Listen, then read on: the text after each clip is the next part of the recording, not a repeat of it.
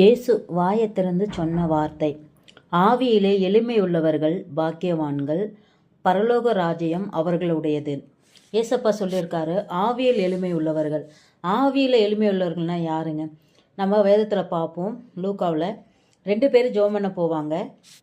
ஒருத்தர் பரிசேயன், இன்னொருத்தர் ஆயக்காரன்.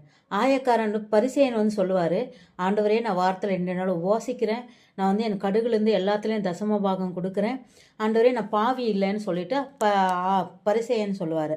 ஆயக்காரன் என்ன சொல்லுவாருன்னா, தூரத்தில் நின்று தன் கண்களை வானத்துக்கு ஏறெடுக்க துணியாமல் அவர் என்ன சொல்லுவாருன்னா, பாவியாகிய என்மேல் கிருபையாயிருன்னு சொல்லுவார்.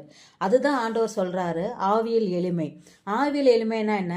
நம்மளை நாமே, ஆண்டவரே நான் இதை பண்ணுறேன், அதை பண்ணுறேன், ஊழியம் பண்ணுறேன், நான் தசம பாகம் கொடுக்குறேன், நான் எளிய மக்களை தாங்குறேன்னு நம்ம ஆண்டவர்கிட்ட போய் நம்ம லிஸ்ட்டை பெருமைப்படுத்தாமல், நம்ம ஆண்டவருடைய காரியங்களில் ஆண்டவர் நமக்காக ரத்தம் சின்னதில்லை, நாம் ஆண்டவருக்கு செய்ய வேண்டிய காரியம் இது ஏமாத்துறோம் அப்படின்றதுனால நம்ம ஆவியில் எப்பயுமே எளிமை உள்ளவர்களாக இருக்கணும்.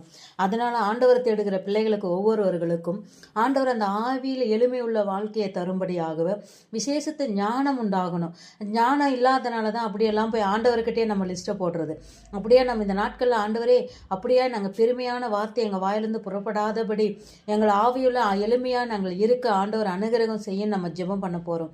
ஆண்டவரே எல்லாரும் ஜெபம் பண்ணுவோமா? சர்வ வல்லமையுள்ள என் தேவனாகிய கர்த்தாவே, இந்த வேலைக்காக நாங்கள் நன்றி செலுத்துகிறோம். ஆண்டவரே வசனம் சொல்லி இருக்கிறது, ஆவியில் எளிமை உள்ளவர்கள் பாக்கியவான்கள், பரலோக ராஜ்யம் அவர்களுடையதே என்று.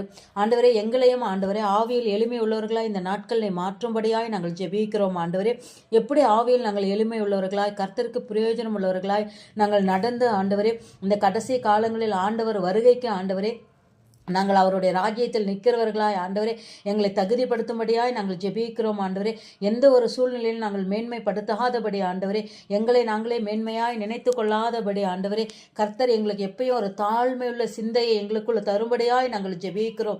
ஆண்டவரே நாங்கள் வசனத்தை கொடுத்தோம், ஆண்டவரே நாங்கள் எங்களை பேச்சியை குறித்தோ, ஆண்டவரே தேவ சமூகத்தில் நாங்கள் செய்கிற காரியங்களை குறித்தோ ஆண்டவரே நாங்கள் ஒருபோதும் அதை குறித்து நாங்கள் மேன்மை பாராட்டாதபடி தகப்பனே நாங்கள் சகல காரியங்களிலும் ஆண்டவரே கிறிஸ்துவ மகிமைக்காக செய்து அவருடைய வசனத்துக்கு கீழ்ப்படிந்து நடக்கிறவர்களாக எங்களை மாற்றும்படியாய் நாங்கள் ஜெபிக்கிறோம். எங்களை ஆண்டவரே நிம்மை பெருமை உள்ளவர்களுக்கு எதிர்த்து நிற்கிற தேவன், அப்படிப்பட்ட பெருமை ஆவி எங்களிடத்தில் கிரியை செய்யாதபடி ஆண்டவரே ஒரு ஒத்தத்திற்குள் ஆண்டவரே எங்களுக்கு அப்படிப்பட்ட காரியங்கள் எங்களிடத்தில் காணப்பட்டால் இயேசுவே நாமத்தினால் இப்பொழுது எங்களை விட்டு விலகும்படியாய் நாங்கள் ஜெபிக்கிறோம். ஒவ்வொருவர்களும் ஆண்டவரே ஆவியில் எளிமையுள்ள ஜனங்களாய் மாற்றும்படியாய் நாங்கள் ஜெபிக்கிறோம். தேவன் ஒவ்வொருவரையும் அப்படியாய் நீ செய்ய போகிற உன்னத கிருபைக்காக நாங்கள் நன்றி செலுத்துகிறோம். எங்கள் மீட்பரும் இரட்சகருமாம் இயேசு கிறிஸ்துவின் நாமத்தில் வேண்டி ஜெபிக்கிறோம். எங்கள் ஜெபங்கேளும் பரலோக பிதாவே, ஆமென்.